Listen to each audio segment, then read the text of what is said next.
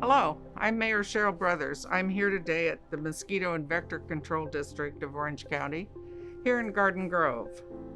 I've been on this board of trustees for 15 years. I've learned a lot about bugs in that time. The district has a great lab and fishery here, and you'll get a glimpse of them today. Before we sit down with Bob and Rick, here are some updates in the community. The city and the Fountain Valley Community Foundation have teamed up to bring back our drive-in movie on Saturday, August 1st. We will be showing Sonic the Hedgehog. This event sold out in 6 days. Approximately 150 vehicles will be attending our first ever drive-in movie at the Fountain Valley Sports Park. Watch the Fountain Valley Recreation page on the city website for more events and activities to come. If you've attended our annual Great Campout in the past, we're hosting that in a different way this year. It sold out as well.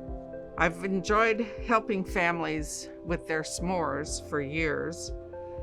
Due to the COVID virus this year, we are doing a virtual campout to include many fun aspects of the normal campout.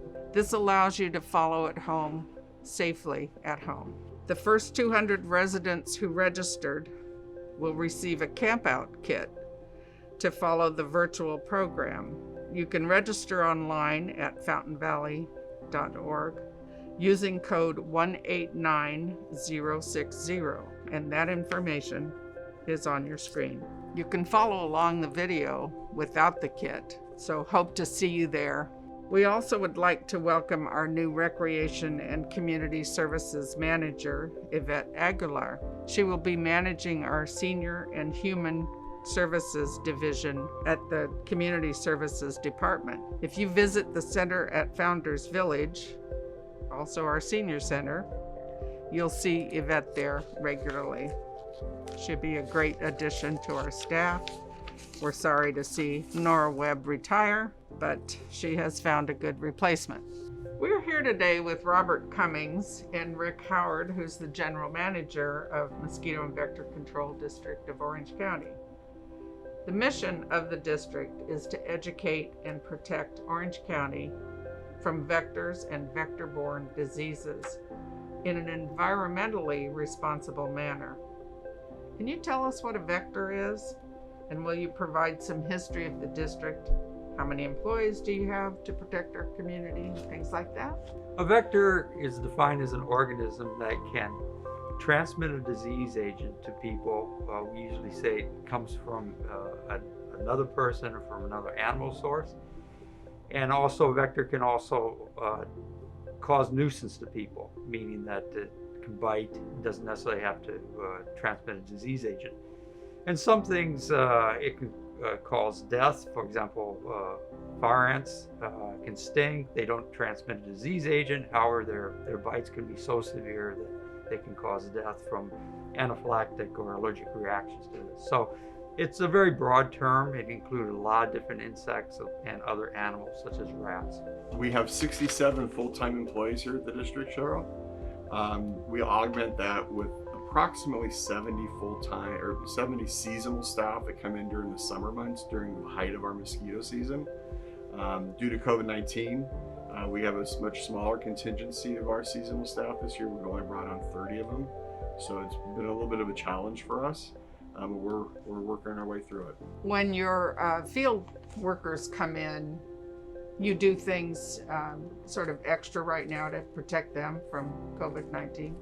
Our staff right now is completely socially separated. Everybody's got to wear masks while on site. Our vehicles are sanitized by the drivers each day. No vehicles are allowed to be driven by any other person other than the person they're assigned to. We have contactless, like you get food delivered contactless. We have contactless service requests. We'll come into your community, we'll come into your homes, not into your homes, we'll come into your yards, do inspections. We'll talk to you either on the phone or through windows and doors, but we don't actually have interaction with the public, or we try to limit that as much as possible right now. So in the next few months, what's the priority of the district? pride of the district right now is we're starting to see our first positive West Nile virus mosquitoes in and around the district. Bob's got a map here, he can show you a little bit about them. But the big problem for us right now is trying to maintain, with our limited staffing that we have this year, our trapping routes to make sure that we can go ahead and keep and find where all the positive West Nile virus mosquitoes are. We're keeping up with them right now, but as they start to go more and more and more positive, it could become a challenge for us. Starting last year, I noticed that I get mosquito bites during the day. So is this something new? And tell me a little bit about that mosquito. In 2015, we had introduction of a particular type of mosquito that's been here in the United States for many years. It was in the southeast of the country and it's gradually worked its way across. It had a common name for them are ankle biters, but the scientific name is Aedes aegypti. One thing about this mosquito is that it loves to bite people. And it's a sort of a nibble feeder. It doesn't just take a bunch of blood at once. It can bite you several times. So even though you have only a handful of these mosquitoes around, they can bite 3 or 4 times until that biting mosquito, which is a female, gets enough blood and moves on. And so what's different about these two is that they love to breed around the homes, inside homes. They bite outdoors during the day and they'll come inside and bite you indoors during the day, but they also can bite you at night. So they're very persistent in their behavior. The key thing about this is that this mosquito doesn't fly far. It breeds and bites all around just on your property or maybe your next door neighbor's property. So the thing about this is that you gotta really manage your water in your household, dump and drain, so that you just don't breed mosquitoes on your property and then create this whole cycle where they breed and bite and then breed either at your property or your neighbor's property. And use EPA registered mosquito repellents, and that will help keep them at bay. Yes, avoid the biting on this. One concern about this mosquito is that it can vector or transmit certain diseases that we have never had in this area. And these are what we call dengue fever, yellow fever, you might have heard of Zika too, and chikungunya. Prior to the introduction of this mosquito, if somebody traveled overseas and brought it back with them, we didn't have this particular species of mosquito to transmit it locally. And now we have to be concerned about people traveling overseas, bringing these viruses into our area, and then having a whole disease transmission cycle in our region just because these mosquitoes are present now. So if a resident has a problem with mosquitoes, should they report it to the district? And how do they do that? And then what happens? Yes, you can report it. You can call or you can contact us through our website, and eventually you'll get scheduled an appointment where an inspector will come out to and look at your property and advise you on what you can do to avoid production of mosquitoes and getting bit by mosquitoes on your property. We'll also look at the neighborhood too, and part of our messaging is also to instruct the homeowner, person complaining about mosquito bites, to do as much as possible so that this problem doesn't continue on in your neighborhood. So besides mosquitoes, there are other vectors. Does the district currently provide services for those other vectors? Yes, we do. We focus on just 4 major ones: mosquitoes, rats, red imported fire ants, and also flies. So if you have a problem related to any of these others, we will also come out and treat for those too. Now, fire ants were introduced here in 1999. The main thing we do about those is we go to schools and parks and inspect them and treat them if we find them, so that people can enjoy the parks without getting stung and bitten by these. Also rats, we get plenty of rat calls. We're trying to approach that problem through education. Right now our rat program is suspended because we have so much work to do related to mosquitoes. That's the most important thing right now, preventing West Nile virus. But you can call us and we'll give you advice on that too. Occasionally we come up with problems with flies. Maybe somebody has some compost piles in their backyard. They don't realize how that can cause fly breeding. Also, they may not pick up their dog droppings, and occasionally we have to go out in the neighborhood and find the source of where those fly problems are and then educate people and rectify the problem through that way. There are a lot of questions about adult mosquito spraying.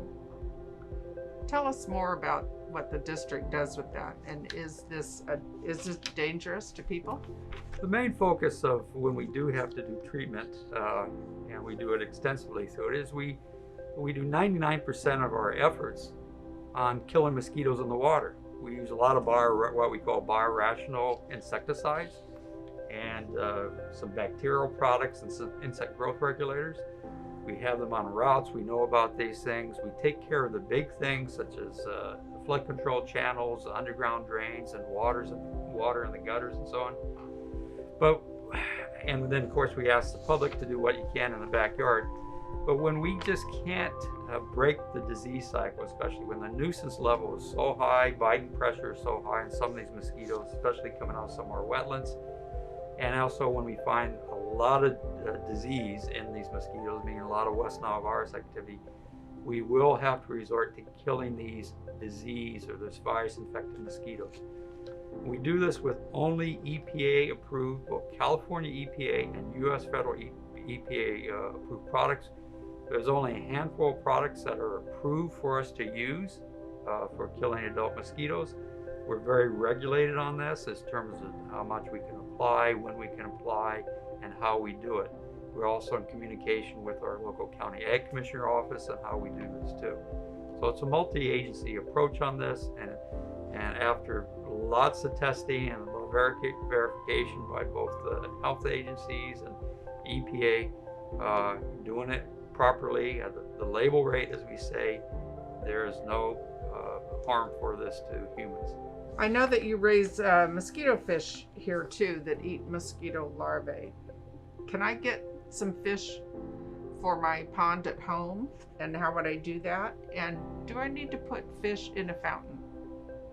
Good question on these things. We have mosquito fish because they eat the mosquitoes in the immature stage when they start off in water. We plant them around a variety of drains in the county, and also especially in backyard swimming pools and ornamental ponds. You give us a call, we'll give them out to. We give a bag of fish to people for the public to use.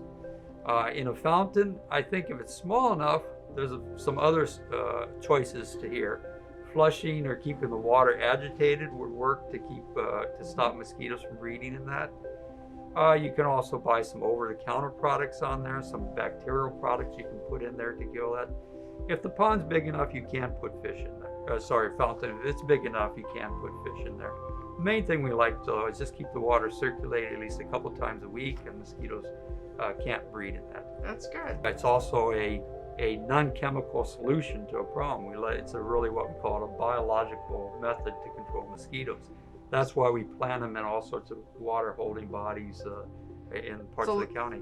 So let's be clear, you plant them in pools that are not being maintained. Correct, yes. If a house is empty for Yes, some reason yes. and the pool is not maintained, it will eventually breed mosquitoes because the chlorine is gone. Yes, and the agitation of the water, as you see, I should clarify that these are unintended or abandoned swimming pools, pools that people just no longer take care of anymore, and this is where we'll plant them, and that'll take care of them for the summer, for the season. Terrific. Hi, my name is Brianna Ball, and I'm the communications specialist here at the district.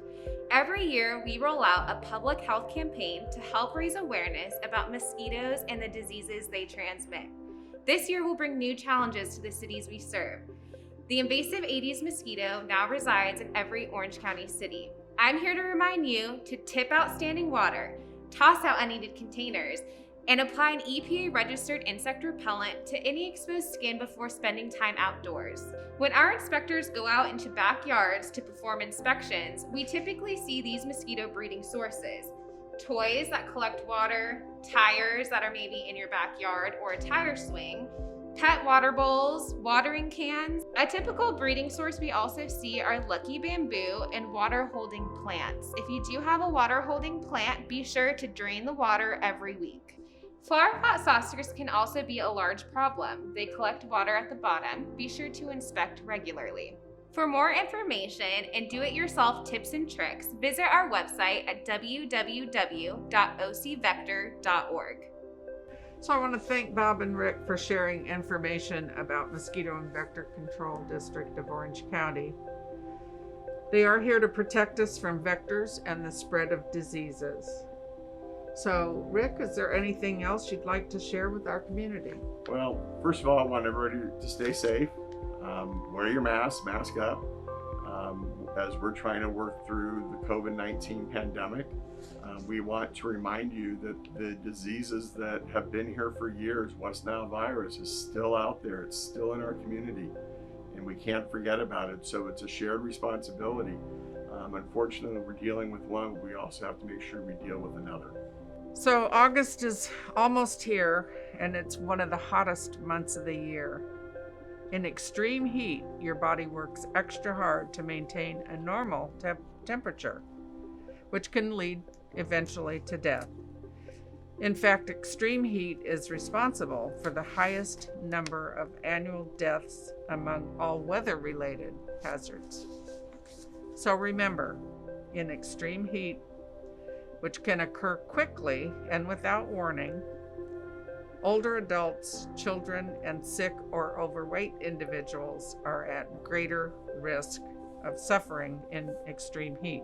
Humidity increases the feeling of heat as measured by the heat index. If you are under an extreme heat warning in your area, try to find air conditioning, avoid strenuous activities. That jog in the park can wait for another time. Wear light clothing. Check on family members and neighbors. Remember to drink plenty of fluids. Watch for heat cramps, heat exhaustion, and heat stroke. You should never leave pets or people in a closed car. Even when it does not seem hot, it's hotter inside that car. In Fountain Valley, we encourage businesses to take advantage of the city's temporary emergency use permit. This permit allows restaurants, commercial establishments, and religious institutions who have access to private sidewalks or private parking to utilize portions of those areas for dining, retail services, and operations in accordance with safety criteria. They can apply for a permit online after you have permission from the property owner and comply with all the health and safety rules. Here are some of the restaurants that have added outside dining, and those will be on your screen. So remember, stay at home as much as possible. Wear a mask when you do go out. Remember to cover your nose and mouth with your mask. Wash your hands often, even at home. Stay 6 feet apart when you're out. It's up to all of us. You're part of the solution to limit the spread of COVID-19. Stay safe until next time.